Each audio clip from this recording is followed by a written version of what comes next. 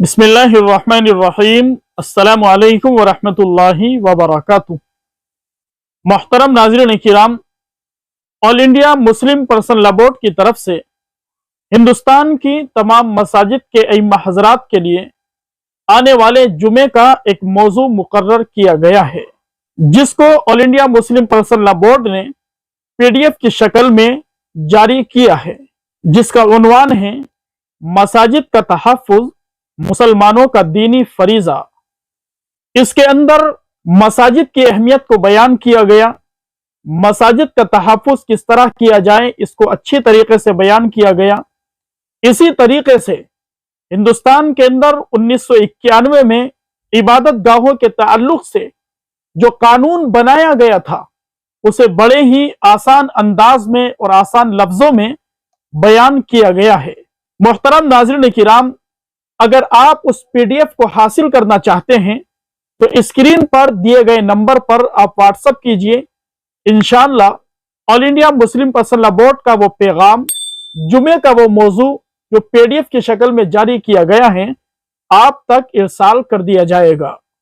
नाज़रीन किराम, इस वक्त हिंदुस्तान के अंदर दुश्मनों की निगाहें मसाजिद के ऊपर टिकी हुई है।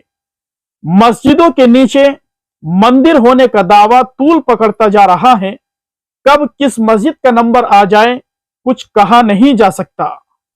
संभल के हालात हमारे सामने हैं। बदायूं की जामा मस्जिद का सर्वे करने का मुतालबा किया जा रहा है। इसी तरीके से दिल्ली की जामा मस्जिद की सीढ़ियों के नीचे मंदिर होने का दावा किया जा चुका है।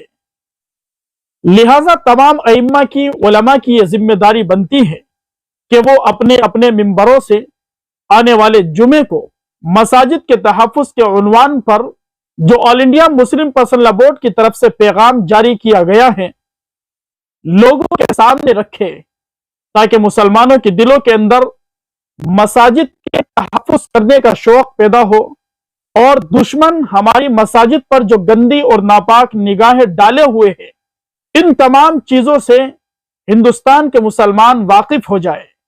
लिहाजा अगर आप भी चाहते हैं कि all India Muslim Personal Law board के उस पैगाम को पढ़ें या सुने या हासिल करें, तो स्क्रीन पर दिए गए नंबर पर आप राब्ता कर सकते हैं। व्हाट्सएप पर मैसेज कीजिए, इंशाअल्लाह वो पैगाम आप तक पहुंचा दिया जाएगा। इस वीडियो को, इस पैगाम को ज्यादा से ज्यादा शेयर किया जाए, ताकि तमाम अइम्मा हज़रात तक all India Muslim Personal Law board का यह पैगाम पहुंच जाए। दुआ कीजिए अल्लाह तबारक व तआला मसाजिद की, मदारिस की, खानकाहों की, उलमाए दीन की हिफाजत फरमाए।